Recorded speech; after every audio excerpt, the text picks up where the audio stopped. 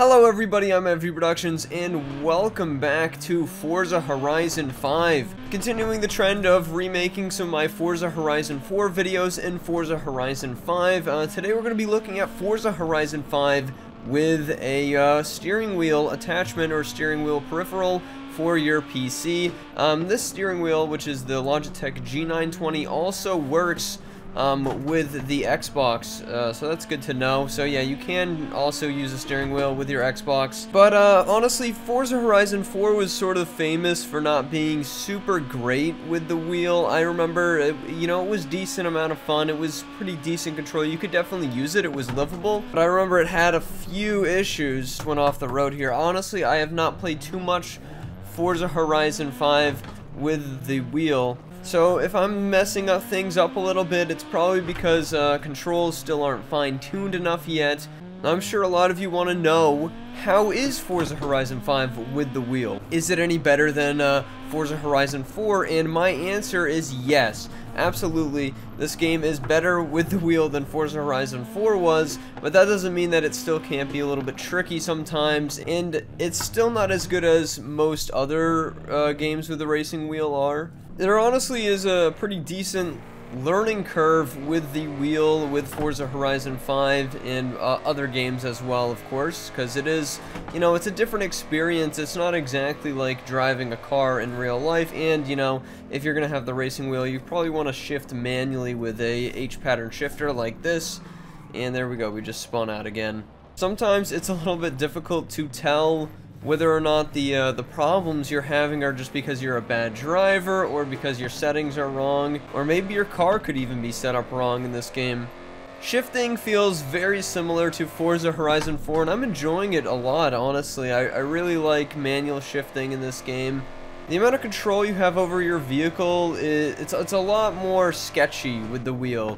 It's not like with the controller at all, where like your guy just has a death grip on the wheel. You're controlling it yourself with your own hands, so stuff like drifting is pretty much impossible unless you have like a really nice racing setup. Wow, alright, into the rocks. But yeah, stuff like drifting is going to be pretty much impossible because there's no way you're going to be able to flick this wheel around fast enough to do real drifting, because every time I try to whip this wheel around, everything sort of starts to shake around.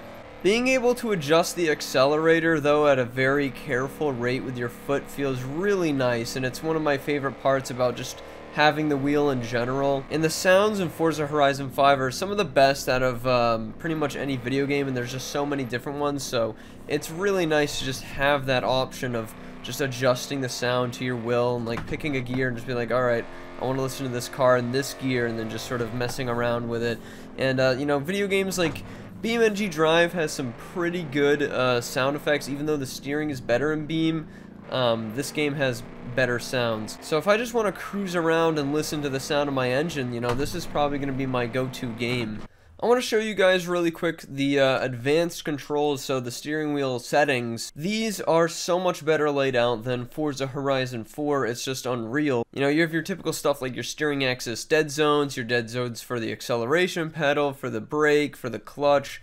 I'm already going in here and adjusting a few settings, but the settings are a lot simpler and easier to understand here. Like, for example, for force feedback scale here, we have the dynamic force feedback strength of your steering wheel. All the settings have been changed. They've actually done some real work in here to make setting up the wheel a little bit easier in this game. And honestly, out of the gate, it's set up well enough where you can sort of drive around and have fun, but you're going to want to do a lot of fine-tuning because a lot of this stuff really is personal.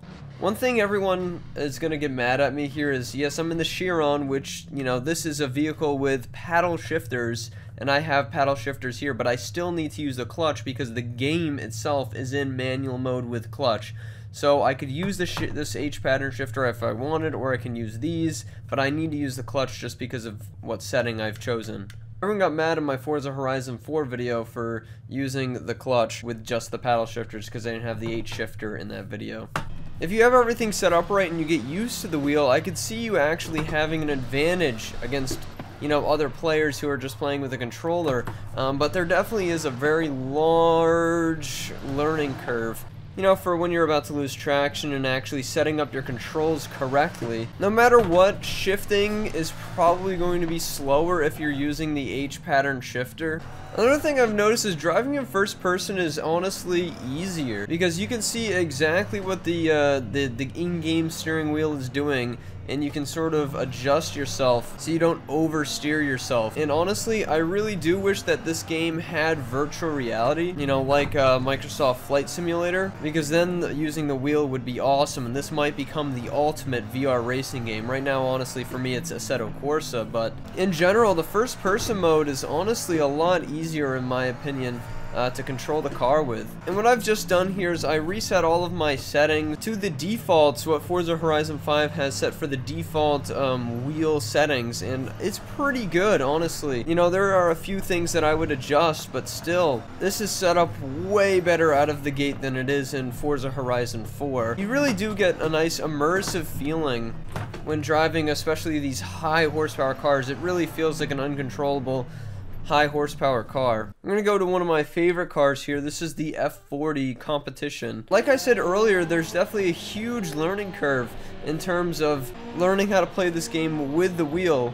But, you know, once you start getting the hang of it, things start getting a lot more fun. And you can really see sort of the effort and the work that they put into the details in this game. And I could totally see how people might say that this is their favorite game to use with the wheel just because of the amount of car selection and variety there is, and the amount of customizations you can do. You can really sit and tailor cars up just to your personal driving style, and it could be a very cool thing.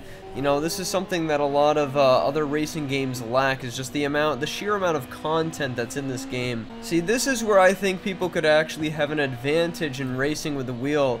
Right now in this car, you know, this is a very fast car that needs, you know, these slight little movements to go around a corner really quickly, and you know, I'm definitely better at doing this than I would be with the controller, just because the controller just has that tiny little nub that I have to move to steer, and this I have a whole entire wheel to adjust at very slight little intervals. Racing around with the wheel is just so much more immersive, honestly. It really adds a whole new layer of depth to this game that you really can't see and most players will never see. Now I am going to give the Sesto Elemento Forza Edition a shot. This car, of course, is, you know, known to be overpowered in this game. A lot of people are talking about how it's too fast.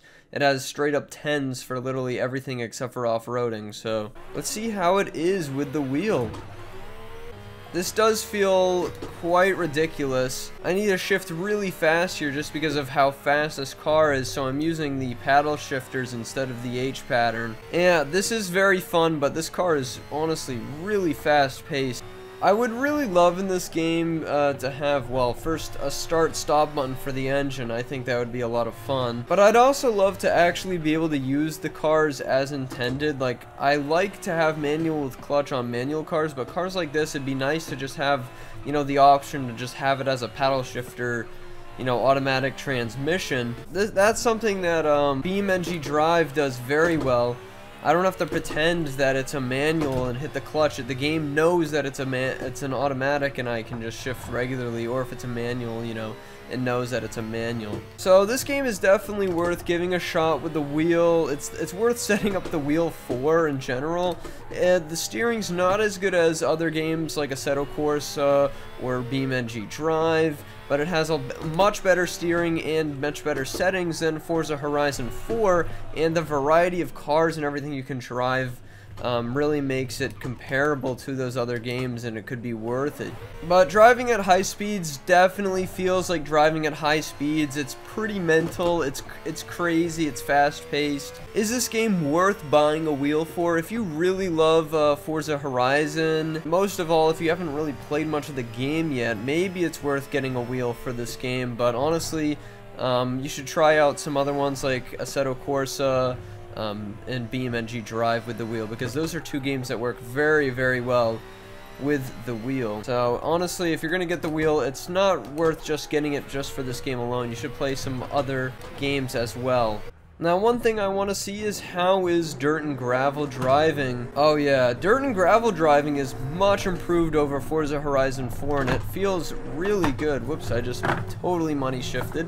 You can really feel each and every little bump. It actually feels like the whole controller is shaking. To me, there is a clear difference in how that feels. As soon as you go off-road, you can start feeling every little bump and rock in the hitting your tires, and that honestly feels really good. Surprisingly so, honestly. It seems like they've modeled, you know, the realism in this game very, very well in general, not just with the wheel. So that's honestly something to note. Going over large rocks and jumps and stuff like that feels really cool through the wheel, and it's surprisingly easy to control your car on the gravel and stuff. It's not too bad. But yeah, everyone, in general, this game is really good with the wheel. Way better than the last game in pretty much every front. There's a ton of stuff you can do in this game with the wheel that's definitely worth checking out. So yeah, I'm gonna go ahead and enjoy more Forza Horizon 5. Let me know what you guys think of the video in the comments section below.